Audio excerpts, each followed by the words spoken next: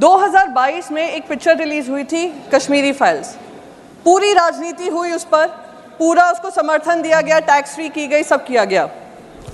पर वहीं पर जून 2022 में कश्मीरी पंडितों को कश्मीर से निकाला जा रहा था, उनकी टारगेटेड किलिंग हो रही थी, उनको बार बार वो कहा जा रहा था कि कश्मीर खाली कर कर जाएं। तभी भी हमारे गृह मंत्री ने उसके ऊपर कोई संज्ञान नहीं लिया, ना उसके ऊपर कोई ट्वीट किया होगा, ना प्रधानमंत्री नरेंद्र मोदी जी ने उसके बारे में किसी तरीके की ट्वीट की होगी, जैसे मणिपुर में हो रहा है।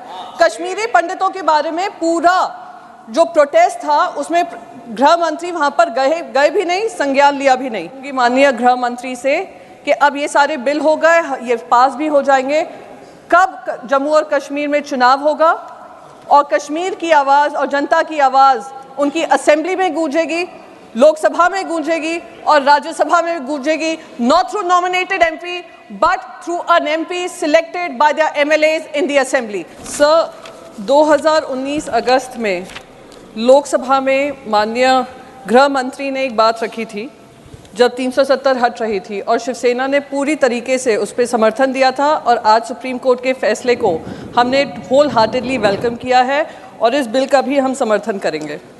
उन्होंने एक बात कही थी कि सदन के सामने जो बिल लेकर मैं उपस्थित हुआ हूँ इसमें पीओके और अक्साई चिन्ह का उल्लेख है और एक एक इंच ज़मीन का उल्लेख है। पर उनकी लोकसभा की स्पीच में या इस बिल में कहीं भी हमें पीओके का तो दिख रहा है, अक्साई चिन्ह के ऊपर ना उन्होंने अपने पक्ष रखा है, ना उसके बारे में कोई विचार रखा है। सर, जब 2019 में ये बिल आ रहा था, 3 चीज़ों का वादा किया गया था कि जम्मू और कश्मीर में पीस बहाल होगा, आतंकी हमले ख़त्म होंगे। दूसरा कहा था जल्द से जल्द स्टेटहुड मिलेगा, चुनाव होंगे, जैसे ही पीस बहाल होगा स्टेटहुड भी वापस आएगा और चुनाव भी होंगे। और तीसरा बहुत महत्वपूर्ण वादा था, वो वादा था कश्मीरी पंडितों के लिए कि कश्मीरी पंडित वापस कश्मीर जा सकेंगे और उनको पूरी सहूलियत दी जाएगी, सहायता दी जाएगी। सर, मैं उस पार्टी से आती हूँ कि जब 1989 में उनका पलायन हो रहा था, नरसंहार हो रहा था, जेनोसाइड हो रहा था, तो हमारे पार्टी के लीडर वंदनीय हिंदू हृदय सम्राट श्री बाला साहेब ठाकरे जी ने महाराष्ट्र में उनके लिए 2% रिजर्वेशन की थी सीट्स का, जैसे उनकी एजुकेशन किसी तरीके से प्रभावित ना हो। और आज तक हमारी लड़ाई जारी है कि कश्मीर में उनको वापस आना चाहिए, कश्मीर में लौटना चाहिए। गृह मंत्री ने अपनी स्पीच में कहा कि हर 3 महीने वो जम्मू और कश्मीर जाते हैं, देखते हैं वहाँ की परिस्थिति क्या है। मैं उनका ध्यान आकर्षित करना चाहती हूँ, जून 2022 में एक पिक्चर रिलीज हुई थी कश्मीरी फाइल्स। पूरी राजनीति हुई उस पर, पूरा उसको समर्थन दिया गया, टैक्स फ्री की गई, सब किया गया।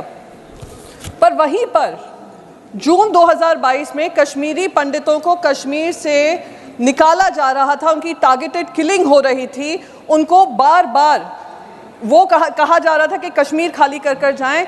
तभी भी हमारे गृह मंत्री ने उसके ऊपर कोई संज्ञान नहीं लिया, ना उसके ऊपर कोई ट्वीट किया होगा, ना प्रधानमंत्री नरेंद्र मोदी जी ने उसके बारे में किसी तरीके की ट्वीट की होगी, जैसे मणिपुर में हो रहा है। कश्मीरी पंडितों के बारे में पूरा जो प्रोटेस्ट था उसमें गृह मंत्री वहां पर गए भी नहीं, संज्ञान लिया भी नहीं। वहां पर मैं पहुंची थी क्योंकि ये मेरी पार्टी के विचार हैं कि कश्मीरी पंडित भाई बहन कहीं भी पीड़ित हो, प्रताड़ित हो, हम उनके साथ खड़े रहेंगे। मैंने ये मांग आकर यहाँ पर उठाई भी, पर उसको दरकिनार कर दिया गया। मैं बस यहाँ पर ये कहना चाहूँगी, आखिरी में समय कम है सर, मैं बस ये कहना चाहूँगी सर, आई नो मैं ज़्यादा समय नहीं लूँगी, अब वो चेयर पे बैठने का अनुभव मुझे भी मिल गया है, so I will be more conscious. Last चीज़ मैं ये कहना चाहूँगी, जो बिल में कहा गया है कि 2 सीट्स जो हैं, 2 सीट्स रिज़र्व की जाएंगी उन कश्मीरी पंडित भाई बहनों के लिए जिनका वहाँ से पलायन हुआ। मैं पूछना चाहूँगी, जो वहाँ पर रुके हुए हैं, इतने नरसंहार के बाद भी उन्होंने कश्मीर को नहीं छोड़ा, उनको एडिक्वेट रिप्रेजेंटेशन असेंबली में मिलेगा या नहीं मिलेगा?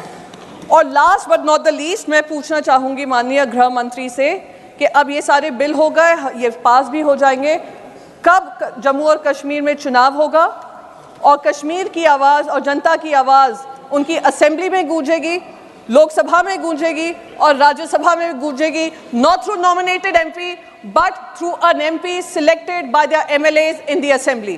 Thank you so much sir, आपने मुझे बोलने का मौका दिया। Thank you.